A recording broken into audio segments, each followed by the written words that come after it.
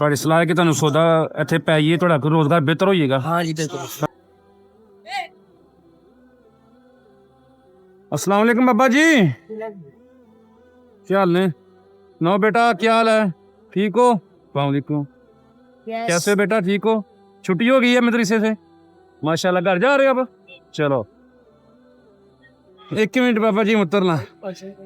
हाँ जी बाबा जी, क्या हाल ने? ठीक हो? हाँ जी सेहत भी है ठीक है? अस्सलाम वालेकुम जी। वालेकुम सलाम बिस्मिल्लाह। आओ, क्या हाल ने? ठीक हो? सेहत भी है ठीक है? चौल तुसी खांदे पे हो? तुसी खांदे पे हो? ओ खाओ खाओ खाओ, रोटी खाओ तुसी, खाना कोई मसला नहीं, खाओ खाओ खाओ। खा ला बहुत। ए किथों ले आए चौल? मुझे अल्लाह बना देंगे। अल्लाह ने बना के दे गया। जिंदाबाद। बाबा जी की रखिया जे? भाजी आप पापड़ रखे हैं, दस्तूर रखे हैं, अच्छा,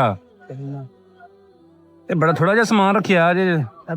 बस ये 200-400 रुपये बस बनता है। हाँ जी, ये गुजारा बड़ा मुश्किल होता है बाबू जी, बहुत मुश्किल गुजारा होता है। माल तुसीं माल ज्यादा क्यों नहीं पांदे लिया के?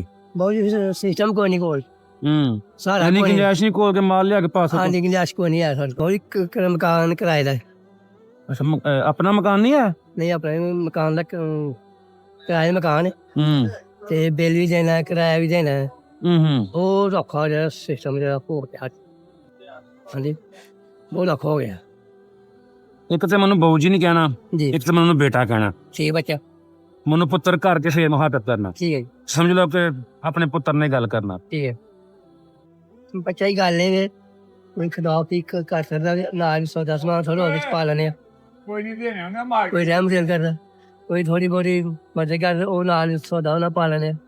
हाँ जी ਤੁਹਾਡੀ ਸਲਾਹ ਹੈ ਕਿ ਤੁਹਾਨੂੰ ਸੌਦਾ ਇੱਥੇ ਪੈ ਜਾਈਏ, ਤੁਹਾਡਾ ਕੋਈ ਰੋਜ਼ਗਾਰ ਬਿਹਤਰ ਹੋ ਜਾਏਗਾ। हाँ जी बिल्कुल ਤੁਹਾਨੂੰ ਬਿਸਕੁਟ ਸ਼ਿਸਕੁਟ ਇਹ ਉਹ ਜਿਹੜੀ ਚੀਜ਼ਾਂ ਨੇ ਲਟਰਨ ਪਟਰਨ ਬੱਚਿਆਂ ਦੇ ਖਾਣ ਪੀਣ ਦੀਆਂ ਚੀਜ਼ਾਂ ਤੁਹਾਨੂੰ ਪੈ ਜਾਣ। जी। ਇਹ ਇੱਕ ਅੱਲਾਹ ਪਾਕ ਦੀ ਤਰਫੋਂ ਤੋਹਫਾ ਆਇਆ, ਠੀਕ ਹੈ। ਇੱਕ ਹੈ ਤੋਹਫਾ ਰਾ ਹਲੋ ਅੱਲਾਹ ਪਾਕ ਦੀ ਤਰਫੋਂ ਕਿਸੇ ਜੇਬ, ਇਹ ਤੁਹਾਨੂੰ ਤੋਹਫਾ ਆਇਆ, जी ਠੀਕ ਹੈ। ਘਰ ਕੁਝ ਖਾਣ ਪੀਣ ਵਾਸਤੇ ਲੈ ਜਾਈਓ। जी ਦੂਸਰਾ ਇਨਸ਼ਾਅੱਲਾ ਮੈਂ ਆਵਾਂਗਾ ਦੁਬਾਰਾ ਜਲਦੀ ਤੁਹਾਡੇ ਕੋਲ ਚੱਕਰ ਲਾਵਾਂਗਾ। ठीक है ਤੁਹਾਡਾ ਜਿਹੜਾ ਨਾ ਰੇੜੀ ਨੂੰ ਇਨਸ਼ਾਅੱਲਾ ਬਿਹਤਰ ਕਰਨੇ ਤੁਹਾਨੂੰ ਸੌਦਾ ਸੁਦਾ ਪਾ ਦੇਵਾਂਗੇ। ठीक है ਦੁਆ ਕਰਿਓ ਕਿ ਅੱਲਾਹ ਤਾਲਾ ਸਾਨੂੰ ਤੌਫੀਕ ਦੇ ਹਿੰਮਤ ਦੇ, ਅਸੀਂ ਤੁਹਾਡੇ ਲਈ ਕਰਾਈਏ, बस चंगिया कर ਠੀਕ ਹੈ।